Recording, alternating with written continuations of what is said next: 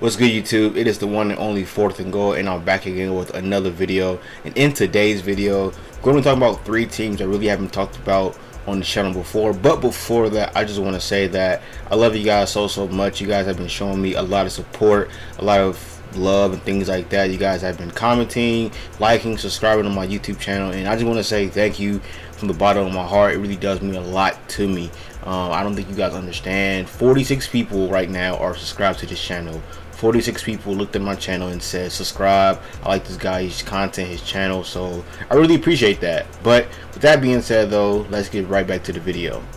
So the first thing we got to talk about are the Seattle Seahawks, man. And don't get me wrong, I think the Seahawks are a good team. I think they can win the NFC North. Is it the North or the West? NFC West. I think they can win the NFC West, but their offense did not really improve from last year. Now, don't get me wrong, Geno Smith is a really good quarterback, but my biggest question is, can he elevate himself to elevate this offense to be the best team in the NFC West? I think that's my biggest question. But defensively, they made some really good moves. Now, as you can see right here, they added Julian Love from the New York Giants. I think that was a massively underrated signing. He can play both corner and free safety.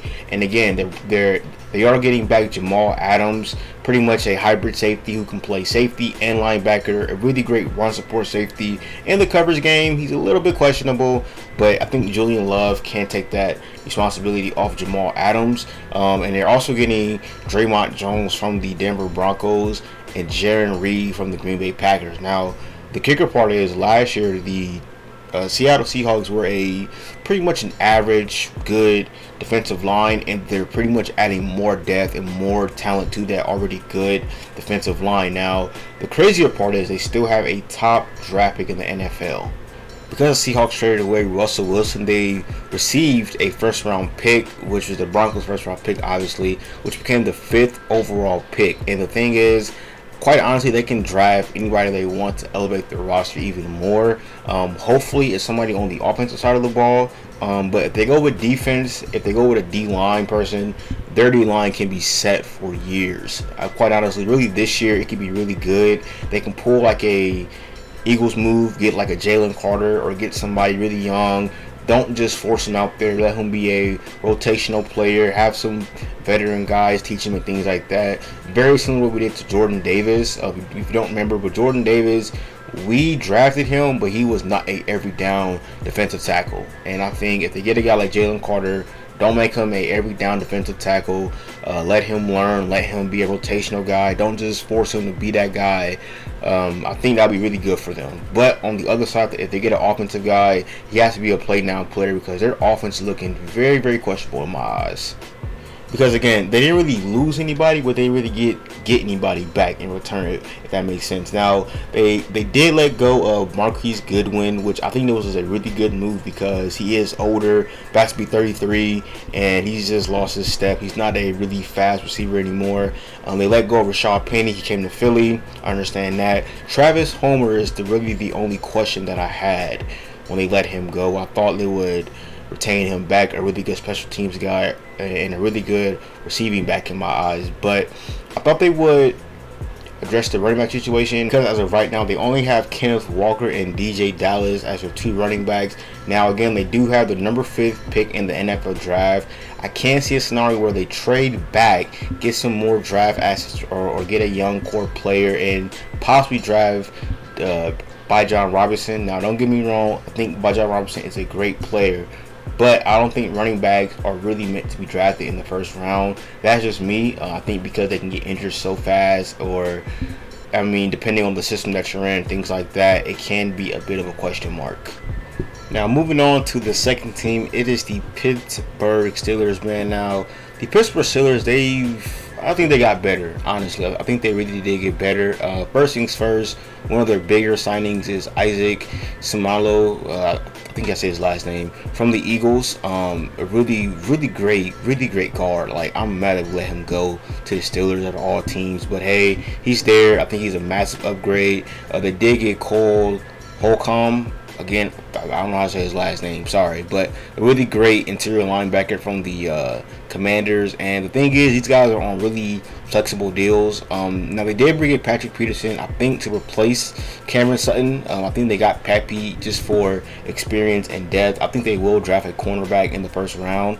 If I'm wrong, then hey, I'm wrong. And they also brought in Keanu Neal from the Buccaneers, a really great run support safety that can play in the box. He's physical, he's strong, he can shoot gaps. Although he has some injury problems, I think he still can play at a good level. The thing is with the Steelers is I think they want to have this philosophy of run the ball and play great defense, because their defense is there. I think their defense is there.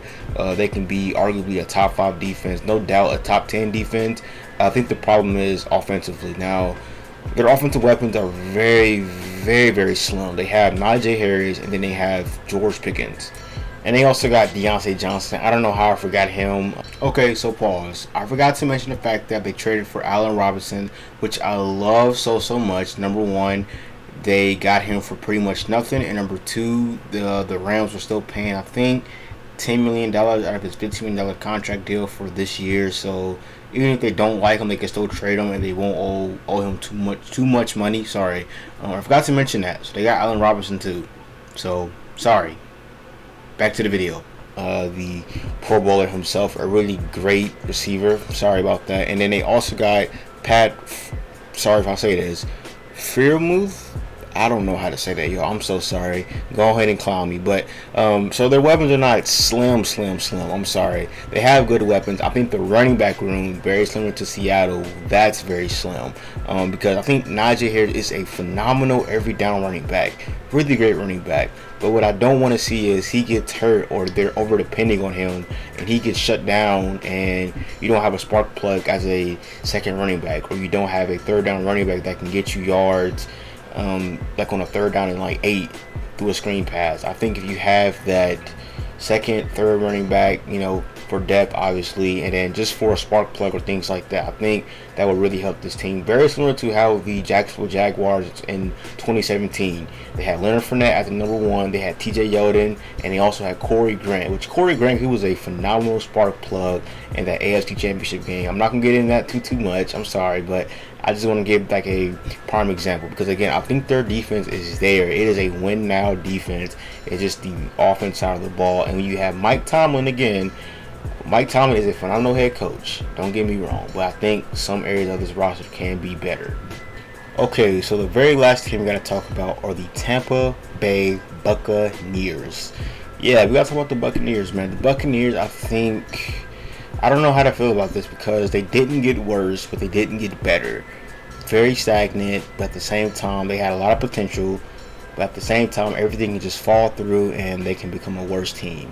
I don't know. It's a very odd spot for me, because don't get me wrong, I think that Jamel Dean deal was a phenomenal deal on both sides. They did not overpay him, but he got his bread, he got his money, getting paid about $13 million per year, 4 years for $52 million. I think that's a decent starting cornerback pay.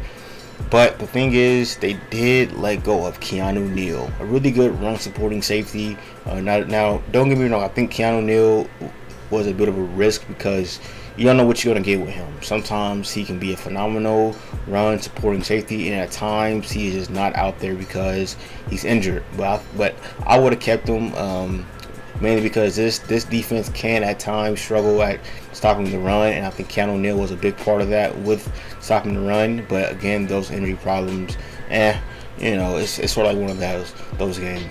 Sean Murphy-Bunting, he went to the Tennessee Titans. I'm not really mad at that. I guess they just committed to Jamel Dean, and Sean Murphy-Bunting, just time to move on. I can definitely understand that. They did bring in Greg Gaines after Raheem Newings Roaches. That's how you say his name. I'm sorry. After he walked to the Giants, I think that's a pretty decent signing. They did let go of Mike Edwards, just another death guy. Ryan Neal, he comes from the Seattle Seahawks. Now, one player we got to talk about is Scotty Miller. Scotty Miller, he was probably one of the fastest players on this team, a really shifty little receiver. I think if he was utilized like a gadget player, like a guy who could motion, things like that, I think he would have been way more productive player. From the games that I seen, I really didn't watch the Buccaneers last year, but if I had him on my team, I would use him more as a gadget player. Try to use his speed to my advantage. Very similar to the Jacksonville Jaguars. Like I said with Corey Grant, if the offense is not clicking, use him as like a spark plug. But that's just me. Now, a couple players we got to talk about who are still out there on the market are Giovanni Bernard and Leonard Fournette. Leonard Fournette, if you don't know, he's one of my favorite running backs in the NFL. Really just like one of my favorite players of all time, honestly, just at this point. Leonard Fournette, I think he carried a lot of the load last year, and even in the Super Bowl, he was a major part of that team. And it just surprises me that they just let him go. I thought they would give him at least one more year, but I guess not. I'm surprised that he's still sitting on his couch. Giovanni Bernard is pretty much the same thing. I thought he can be a really good spark plug, just another little shifty guy. But the problem is he's 31, so it's like, how productive can he be at the age of 31? So I can definitely understand that. The one thing that they're going to have to address is the Devin White situation. And if you don't know, he did request a trade. I thought he was going to go to the Steelers once that announced, but they haven't traded him yet. If he comes to the Eagles, say y'all goodbye. We going to our defense is going to be elevated to the top. I'm just saying. But say your goodbyes if he goes to the Eagles. Just saying. But on a serious note, I thought he would be the Buccaneers franchise cornerstone player, a guy that's going to be there long term, just a long-term player. I thought he was going to be there, but obviously something's going on behind the scenes that we're not seeing. Maybe it's money. Maybe he's just not liking the fact that they may not be a Super Bowl contending team this year. Who knows, man? But those are just my thoughts on this video on these three teams. If you like this video, make sure you like, comment, subscribe, and keep commenting down below. I'm always looking at that type of stuff, always responding, and I'm out, man. Peace.